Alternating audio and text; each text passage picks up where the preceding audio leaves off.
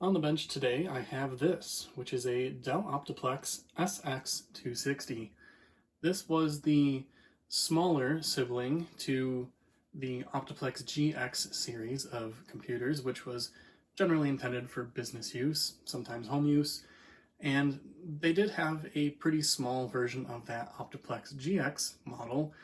However, it wasn't quite as small as this, and this would generally be used in some place. I've seen it advertised as for use in hospitals, POS systems, schools, anywhere where power isn't necessarily a big concern. It doesn't need to be powerful, but it should be small and quiet and easily tucked away in a cubby or something like that. So that's what this is all about, and in this video I'd like to take a look at it. We'll take a look at the outside, the inside, and then fire it up and see what it was doing in a past life.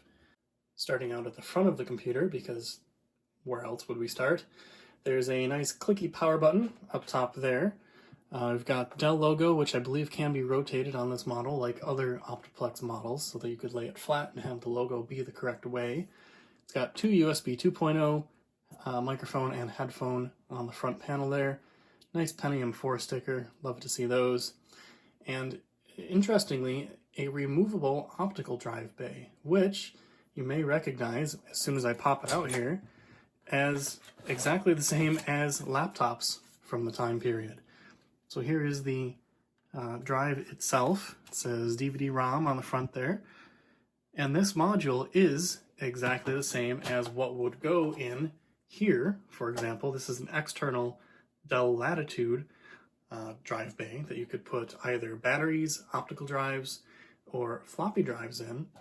I actually have a battery. Well, that wouldn't work in this computer for two reasons. One, it's smaller than is required. They did make a full-length one, but also because it's a computer, it doesn't need a battery like that.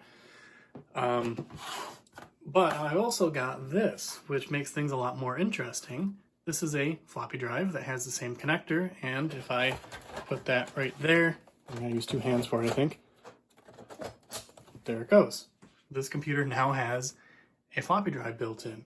So this could be potentially useful, I don't know, but it's kind of interesting that you could do such a thing on this computer.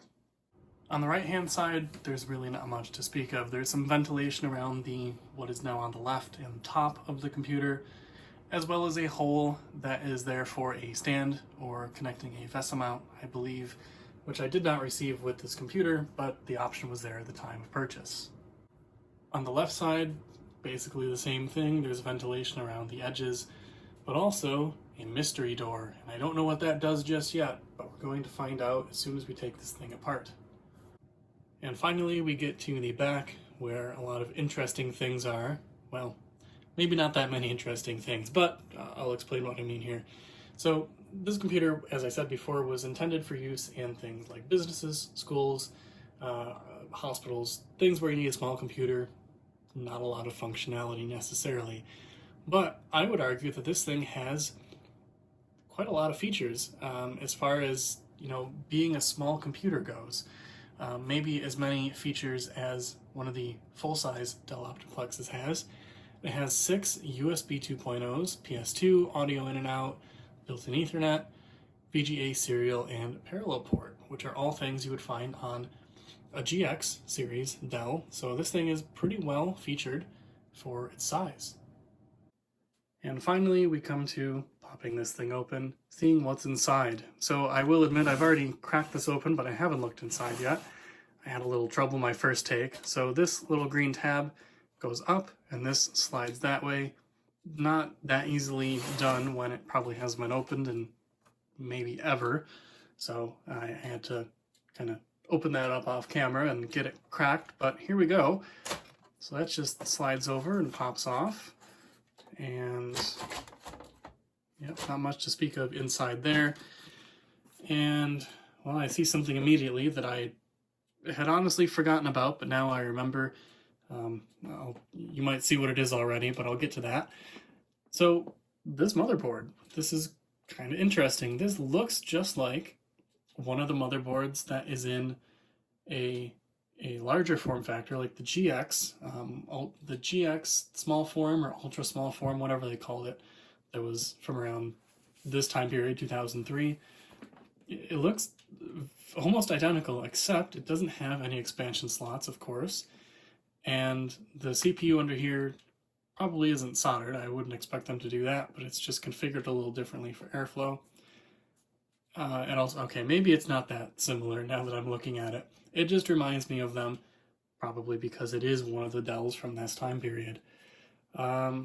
This is easy. Let's take a look at the RAM first, see what kind of RAM it's got in it. So I've got one stick here. This is a 512 meg stick. Focus. There you go. 512 megs. And this one is not easy to get out. This one is also 512. So we got a gig of RAM installed. That's very nice. I do have a bunch of this RAM already, but it's becoming less and less common, especially to find sticks that are exactly compatible. What else is there to say? There's nothing else really to remove except this fan shroud, but I can't quite figure out how that happens. There's two little tabs here. If I press down on those, I'll have to do this off the camera here. Aha, so I got it. What I had to do was pop off this little tab here with my finger. I popped it up. This one kind of just came off, and then these both came off. They didn't break, it just lifted right off. And with this is coming the fans, which I did not expect. Come on. There you go. And oh, both of the fans are plugged in separately on different headers. We'll just put that out of the way over here. And there is the heatsink and a nice Pentium 4 under there.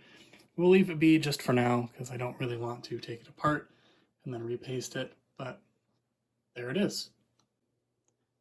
I'll go handheld for a moment just to show you what is unfortunately happening, or probably has already happened, with just about every one of these Dell Optiplexes made around 2003, 2004, that kind of time period.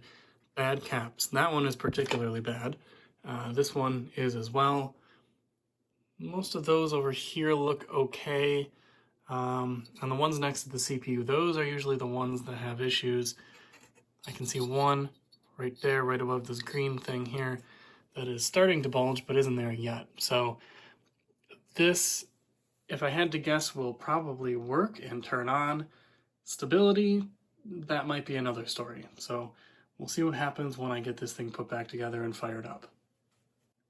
Over on the other side, we have the mystery door, and I now understand from looking at the little diagram, the little picture back there, that this is going to be the hard drive. So that's nice that you can access everything without having to take apart the entire machine. Much nicer than something like a Mac Mini, for example, but different idea, I get that. So I think all I have to do is press this down, because I had to press it the other way to get the door off. That kind of popped up. Oh, that was easy. I barely held in with anything. And there's the door. Well, it looks like it should have been screwed in. Oh, yeah, that's not right. That's a thing. That probably shouldn't just be flailing around in there. There should probably be screws that connect to that door. So this may have been replaced in the past. Hitachi Travel Star, what size? I don't know. Something, oh, right there, it says that. 20 gigs. So there's a 20 gig hard drive. I think that was an option at the time, so it could be original, I don't know. An interesting thing right there, you could lock the, well, you can. I don't know if I can do it, but you can lock the optical drive bay, so, whoops, so that people can't just press this and steal the optical drive, for example. And that looks like it for this side. Not a lot to speak of there.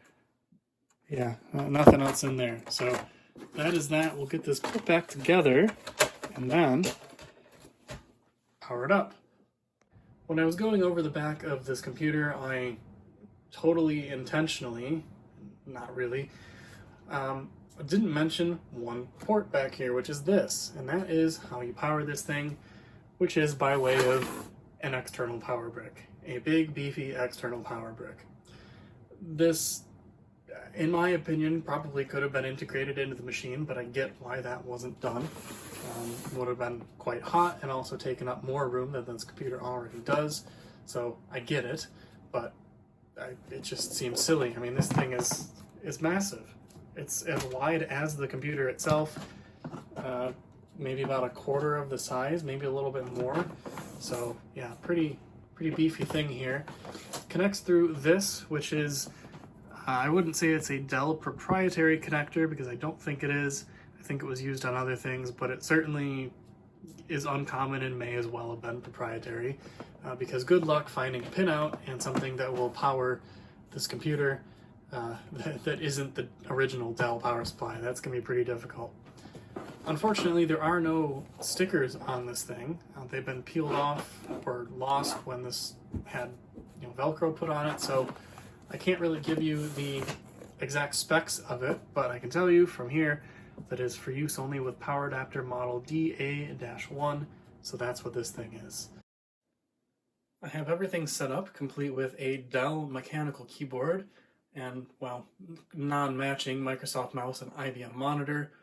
So I'm going to go ahead, plug it in for the first time, and see what happens. I thought it might do that, that's why I recorded it. So it immediately turned on. Let's see if can I miss it?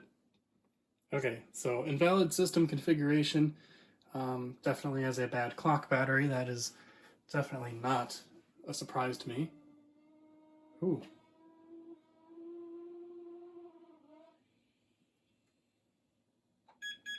That was an interesting sound. I wonder if that was a fan or that was a hard drive. It did not sound very good at all. Alright, so clock battery dead, we knew that. Oh, right above that, that's what I was looking for.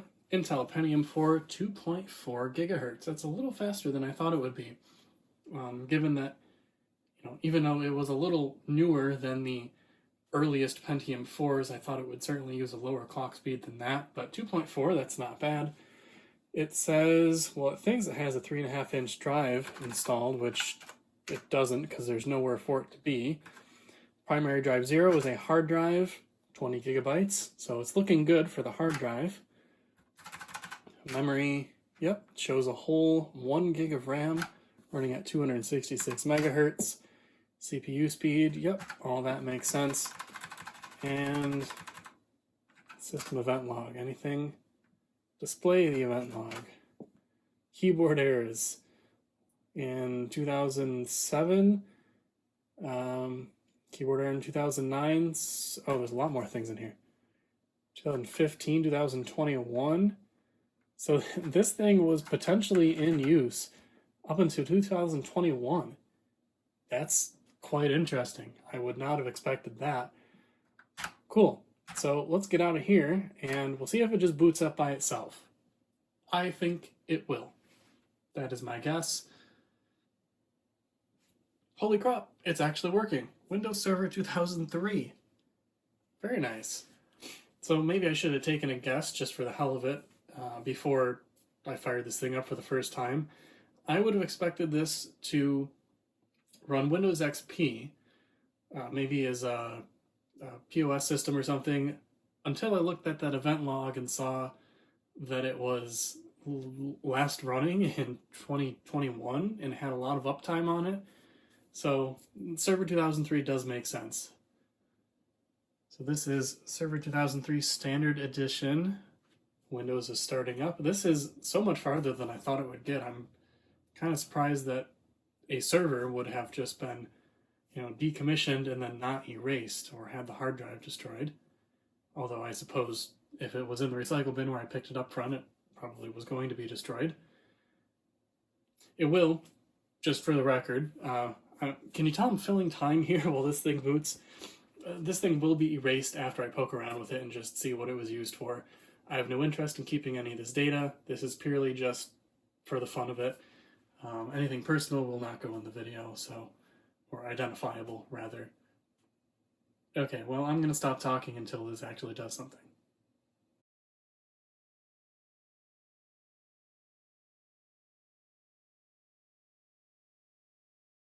Uh-oh, well, that's no good. I was just sitting here doing other things and I looked over and we have a blue screen. So at this point, I'm not going to go any further with the operating system on this.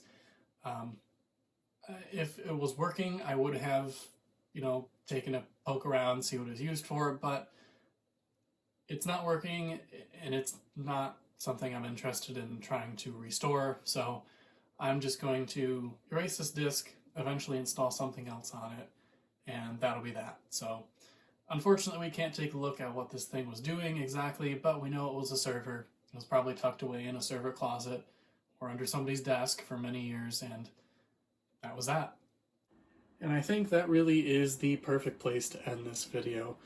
I would like to do something else with this computer in the future, such as install Windows XP on it, make it into a little Windows XP box, I don't know, play games on it. It's not a powerful machine, it never was, it never will be, and it really is what it is, but it might be fun to have a poke around and do some Windows XP shenanigans on it, or something else. I really don't know. So if you have any ideas, please let me know. I'm going to keep this computer around for a little while, and if there's enough interest, maybe for even longer, and I would like to have some things to do with it, so just let me know in the comments what you guys think. Also in the comments, I'm usually not one to ask people to do things in the comments. I don't think it's necessary on this kind of channel, but I am interested how many of you actually watched to the end of these videos.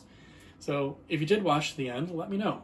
I don't know. I don't know what I'm going to do with that information. I would just be curious. So let me know in the comments if you watched all the way to the end. I'd appreciate it. Anyway, thank you all again very much for watching. We'll see you in the next video.